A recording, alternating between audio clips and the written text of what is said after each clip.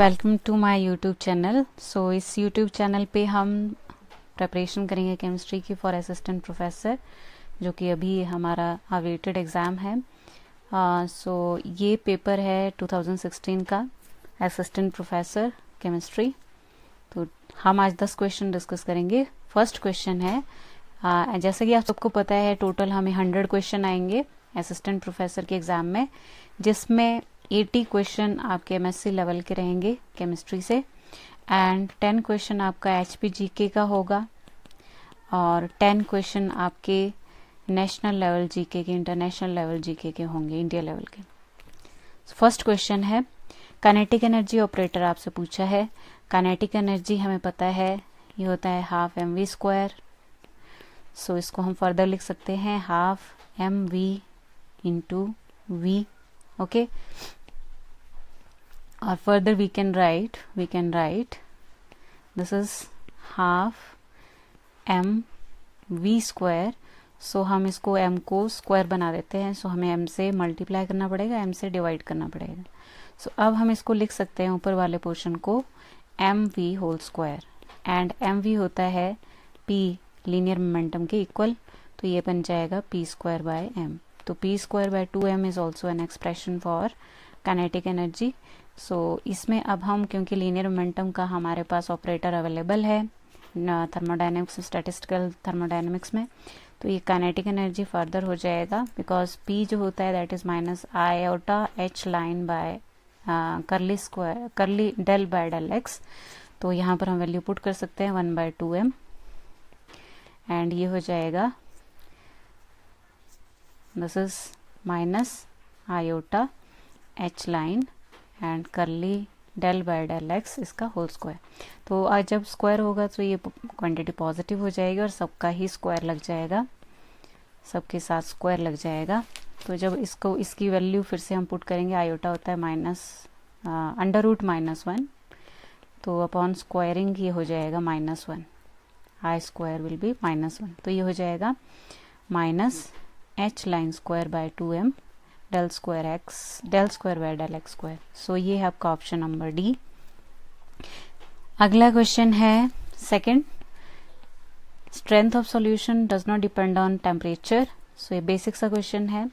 Temperature पे कौन depend नहीं करता है। नॉर्मेलिटी में भी पर लीटर आता है फॉर्मूले में, मोलैरिटी में भी पर लीटर है, फॉर्मेलिटी में भी पर लीटर है, बट मोलैलिटी में पर किलोग्राम है। तो mass is independent of temperature. So option number C is correct. An element atomic number 118 जो रिसेंटली डिस्कवर हुआ है, इट इज ऑर्गेनोसिन। तो this element is 118 number. Next is इस रिएक्शन में, इस मैकेनिज्म में थर्मल डिकम्पोजिशन ऑफ एसिटल्डिहाइड, तो ये हमें याद रखना पड़ेगा। तो इसमें पूछा है कि कौन सा स्टेप रॉन्ग है, कौन सा स्टेप मैकेनिज्म का पार्ट नहीं है। तो सबसे पहले हम देख लेते हैं CH3CHO डिकम्पोज होकर ये रेडिकल बना रहा है। तो ये रेडिकल पॉसिबल है या नहीं है वो हम देख सकते हैं बेसिक ऑर्गेनिक केमिस्ट्री कंसेप्ट लगा के। तो यहाँ पर एक्चुअल में ये हो रही है होमोलिसिस। होमोलिसिस होती है जब बॉन्ड टूटता है between similar atoms, same electronegativity वाले एटम में, वहाँ पे होमोलिसिस पॉसिबल है। तो ये वाला स्टेप तो पॉसिबल है। सेकेंड स्टेप से पहले थर्ड स्टेप ले लेते हैं। यहाँ पर CH3CHO बना है जो डिकम्पोज होके मिथेन और CO बना रहा है, ये भी पॉसिबल है क्योंकि यहाँ पर गैस रिलीज हो रही है। तो entropy of system highly positive है, तो ये ड्राइविंग फोर्स है, highly feasible reaction. Last step में देखिए ये रेडिकल से यहाँ एक ये लेस स्टेबल है और ये मोर स्टेबल है, तो यहाँ एक्सोथर्मिक प्रोसेस है, ये भी हाईली स्टेबल है, तो ये भी पॉसिबल है। तो एक रिएक्शन बच गई हमारी। यहाँ पर देखिए पहले बन रहा है मिथाइल फ्री रेडिकल से मिथेन और ये CH2CHO।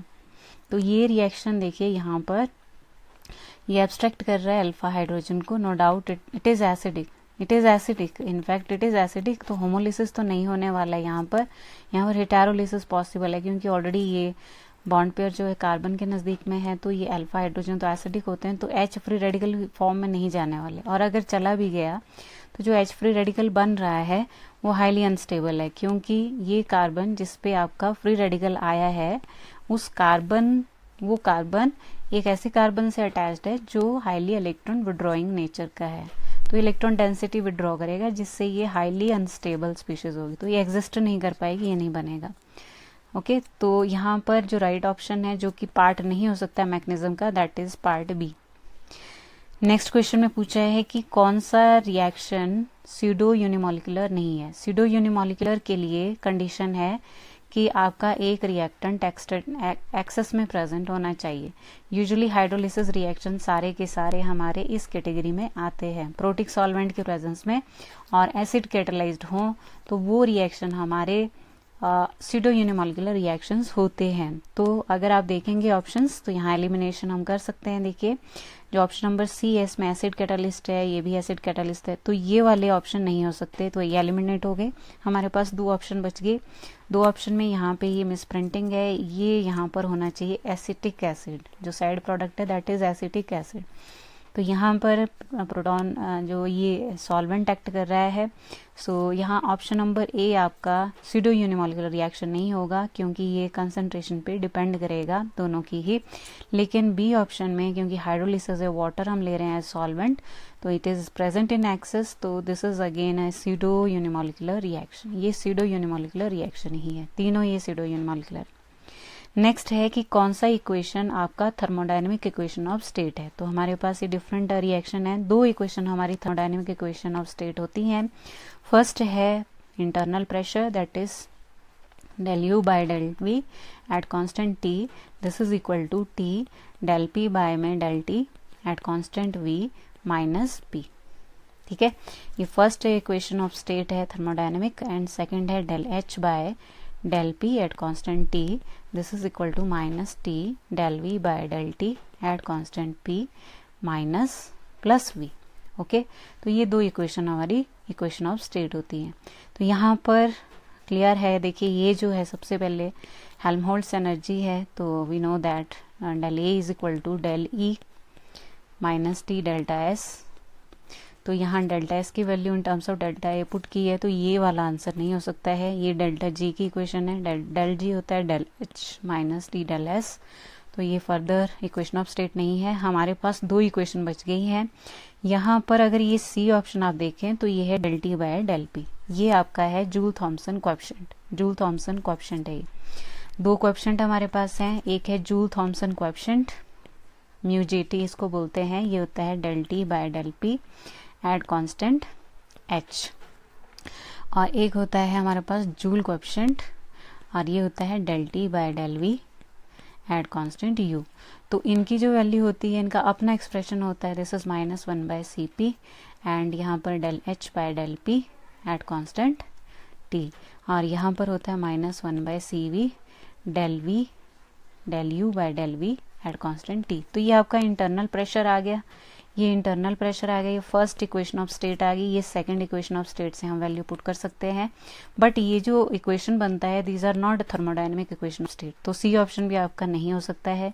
ऑप्शन नंबर डी बच गया, डी इज राइट ऑप्शन। अब ये कैसे आए इसको देख लेंगे। इसमें देखिए जो हमारा फर्स्ट इक्वेशन ऑफ स्टेट है ये यहाँ पे वैलिड है। कैसे आता है ये, पहले तो हमें ये साइकिल थर्मोडायनेमिक साइकिल याद होना चाहिए, इसके लिए हम ट्रिक यूज कर लेते हैं। यहाँ पर 6 ये हमारे पैरामीटर्स होते हैं, थर्मोडायनेमिक टर्म्स होती हैं। इसमें great physicist have studied under very amazing teachers, तो ये हम यूज़ कर सकते हैं। तो इसमें ये ट्रिक आपने एंटी क्लॉकवाइज यूज़ करना है, और उसके बाद ये एरो ऐसे लगा देने हैं। और अब यहाँ पर देखिए आपको एक्सप्रेस करना है, प्रेशर की टर्म दे रखा है, प्रेशर का इन्वॉल्वमेंट है इस इक्वेशन में, तो प्रेशर को हम कहाँ से ला सकते हैं, और साथ में इंटरनल एनर्जी दे रखा है। तो प्रेशर और इंटरनल एनर्जी का मतलब है कि हमने इसके साथ इसका एक्सप्रेशन लिखना है। तो ये du लिखते कैसे हैं, du इज इक्वल टू जो टर्म्स इसके टर्मिनल्स पे हो वो dv की फॉर्म में होती है, चेंज की फॉर्म में होती है, ds और dv आ गया।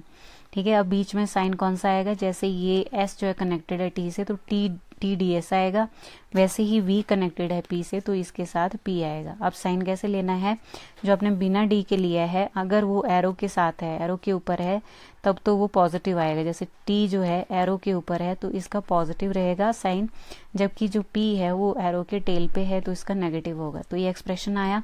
अब यहाँ पर हमने देखना है p की वैल्यू निकालनी है। p की वैल्यू निकालने के लिए हमें इसको डिफरेंशिएट करना पड़ेगा इक्वेशन को with respect to volume at constant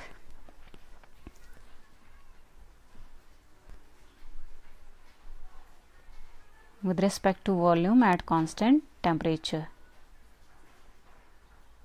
Okay, du with respect to volume at constant temperature.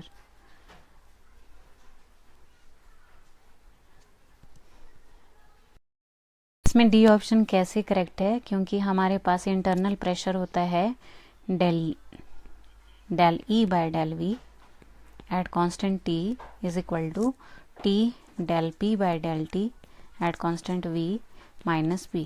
तो आप देख रहे हैं यहाँ पर एक्सचेंज किया पोजीशन को, p को इधर लेफ्ट हैंड साइड में लेके आए हैं और इसको राइट हैंड साइड में लेके गए हैं, तो इसलिए ये डी ऑप्शन आपका करेक्ट ऑप्शन है। नेक्स्ट क्वेश्चन में बोला है कि जो एंथैल्पी ऑफ फॉर्मेशन है CO2 का मोलर एंथैल्पी ऑफ फॉर्मेशन कहाँ से आएगा। एंथैल्पी ऑफ फॉर्मेशन को डेल्टा HF नॉट से डिनोट करते हैं और इसका डेफिनेशन है कि कोई भी आपने सब्सटेंस लिखा है, जैसे अमोनिया लिखा है, तो इसका फॉर्मेशन फ्रॉम इट्स एलिमेंट्स इसमें दो है, नाइट्रोजन और हाइड्रोजन, तो ये एग्जिस्ट करते हैं N2 और H2 फॉर्म में, तो इसका फॉर्मेशन ऐसे कंसिडर किया जाता है। तो जब आपको CO2 लिखवाया तो इसमें दो एलिमेंट हैं, कार्बन और ऑक्सीजन, तो इसका जो रिएक्टेंट रहेगा वो कार्बन और ऑक्सीजन रहेगा। इट मीन्स जो हमारा कंबशन जो रहेगी एंथैल्पीज वो क्या रहेगी, एंथैल्पी ऑफ फॉर्मेशन CO2 कि जब आपका कार्बन बर्न हो रहा है, कार्बन का कंबशन चल रहा है, तो इसमें लिखा है first option sum of standard molar enthalpy of formation of amorphous carbon and oxygen, तो ये रॉन्ग आंसर है। इनका फॉर्मेशन नहीं लेंगे, फॉर्मेशन में सिंपल हम रिएक्शन लेते हैं इनका ही, जो एलिमेंटल स्टेट होती है। सेकेंड है standard molar enthalpy of combustion of carbon, तो ग्रेफाइट या standard molar enthalpy of gaseous carbon, तो इसमें बी ऑप्शन करेक्ट है, सी ऑप्शन इनकरेक्ट है। Sum of standard molar enthalpy of ये नहीं हो सकता है, कंपाउंड से नहीं लेते हैं, एलिमेंटल स्टेट लेते हैं। अगर ये हम लिखते हैं तो इसका मतलब है we are writing equation CO plus O2 gives CO2, तो ये रॉन्ग है। Enthalpy of formation for 1 mole ऐसे आएगा, जबकि मेरे पास जो अभी दूसरा इक्वेशन मैंने लिखा जो करेक्ट किया है वो ये वाला है।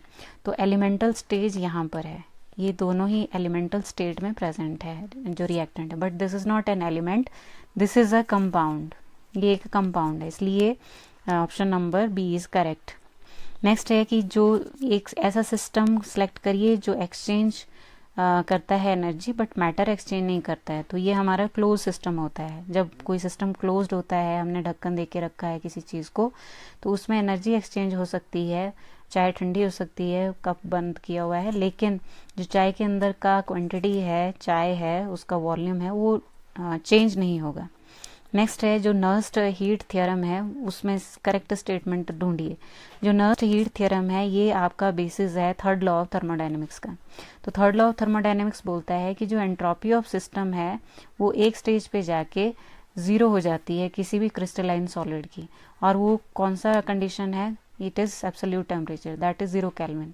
तो ये 0 केल्विन है, 0 डिग्री सेल्सियस नहीं है। 0 केल्विन पे किसी भी सिस्टम की एंट्रोपी जो होती है वो अप्रोच करती है उस 0 को। तो इसमें ऑप्शन आप देख सकते हैं, मेमोरी बेस्ड क्वेश्चन है ये, तो एंट्रोपी ऑफ प्योर क्रिस्टलाइन तो ये होगा 0 हो जाती है एब्सोल्यूट 0 पे, जो कि ट्रू नहीं है। इसके भी कुछ है कि एंट्रोपी, रेजिडुअल एंट्रोपी हमारे पास आती है। नेक्स्ट लास्ट क्वेश्चन हमारे पास है कि ये आपको इलेक्ट्रोड पोटेंशियल गिवन है इस क्वेश्चन में, और इन इलेक्ट्रोड पोटेंशियल की इंफॉर्मेशन को यूज करते हुए आपने यहाँ बताना है कि कौन सा रिएक्शन स्पॉन्टेनियस नहीं है, कौन सा रिएक्शन स्पॉन्टेनियस नहीं है। तो स्पॉन्टेनियस नहीं है मतलब कि जिसमें डेल्टा ई का वैल्यू, ई नॉट सेल का वैल्यू आपका नेगेटिव आ रहा है, ठीक है। उसके लिए हम सिंपल सा ट्रिक देखेंगे, या चलिए कर ही लेते हैं। सबसे पहला है ऑप्शन हमारे पास सेल बना हुआ है CO+3 और वाटर का, तो हमने ढूंढने हैं इलेक्ट्रोपोटेंशियल CO3+, और देखिए किस में कन्वर्ट हो रहा है, ये कॉम्बिनेशन भी ध्यान में रखना, CO3+ से CO2+, तो एक तो ये हो गया, और दूसरी वैल्यू है वाटर से O2, वाटर से O2, ये भी ठीक है। तो ये दो इलेक्ट्रोड हमने देखने हैं, इन दोनों में एनोड कैथोड देखना है। देखिए कैथोड पे रिडक्शन होती है, तो यहाँ पर देख लीजिए CO3+, CO2+, gain of electron कर रहा है ये, तो इसकी हो रही है रिडक्शन, ये एक्ट करेगा कैथोड। तो कैथोड का जो ई नॉट है वो ग्रेटर होना चाहिए एनोड से, ये याद रखेंगे आप, कैथोड का ई नॉट ग्रेटर होना चाहिए एनोड से। तो आप वैल्यूज देख लीजिए, ये कैथोड है, ये एनोड है। कैथोड का 1.82 है, एनोड का माइनस नेगेटिव में, तो ये तो फिजिबल है। फर्स्ट हमारा फिजिबल है। इन्होंने पूछा है not feasible, not feasible. Next है Fe3+ से, देखिए Fe3+ Fe2+ में कन्वर्ट हो रहा है और दूसरा Fe2+ में कन्वर्ट हो रहा है। तो यहाँ पर जो एनोड है वो आपका हो गया कैथोड। देखिए ये 3+ से गेन ऑफ इलेक्ट्रॉन हुआ तो ये कैथोड है, और एनोड क्या होगा आपका Fe0 से Fe2+, ये एनोड है। तो Fe3 3 से 2 ढूंढना है पहले, तो 3 से 2 ये वाला वैल्यू ये ऐसे ही रखना है। दूसरे में लिखा है 0 और 2, 0 और 2 कॉम्बिनेशन ये है, लेकिन ये उल्टा दे रखा है। यहाँ दे रखा है 2 से 0, आप इसको उल्टा कर दीजिए। उल्टा करके टाइम आपने यहाँ पे साइन भी चेंज करना है, तो ये पॉजिटिव हो जाएगा। अगर नेगेटिव है तो पॉजिटिव करना है, पॉजिटिव को नेगेटिव करना है। तो ये हमारा है कैथोड और ये हमारा है एनोड। कैथोड बड़ा होना चाहिए, ये बड़ा ही है, तो ये वाला भी फिजिबल है। थर्ड में देखिए, थर्ड में 2 कॉपर के एटम है, 2 कॉपर के एटम क्यूप्रस आयॉन्स। एक की हो रही है ऑक्सीडेशन, एनोड एक्ट कर रहा है, और दूसरी की हो रही है रिडक्शन, कैथोड एक्ट कर रहा है। तो Cu+1 से Cu देखना है, तो Cu+1 से Cu देखना है। देखो ये Cu+1 से Cu देखना है, तो एक तो ये वैल्यू आई हमारे पास, दूसरी है Cu+1 से Cu+2 देखना है। तो यहाँ Cu+2 से +1 दिया है, तो इसको उल्टा करते टाइम वैल्यू नेगेटिव हो जाएगी इधर, ठीक है। और अभी एनोड कैथोड लेबल कर दीजिए। जो Cu+1 से 0 जा रहा है, तो यहाँ कैथोड है ये, और ये है आपका एनोड। कैथोड की वैल्यू प्लस, ये भी फिजिबल है, बड़ी है, और एनोड की छोटी है, तो ये भी फिजिबल है। लास्ट है आयरन और जिंक। आपको पता है जिंक ज़्यादा रिएक्टिव होता है, तो ये 0 में तो कभी नहीं जा सकता। वैल्यू देख लेते हैं। Fe2+ से Fe3+ एनोड एक्ट कर रहा है, जिंक कैथोड एक्ट कर रहा है। जिंक और आयरन की Fe2+ से Fe3+, ये मैं हटा लेती हूँ यहाँ से। तो लास्ट वाला देख लेते हैं, जिससे हमारा आंसर आने वाला है Fe3+ से Fe2+, तो ये वाला Fe3+ से Fe2+, ये वाली वैल्यू ऐसा लेनी है।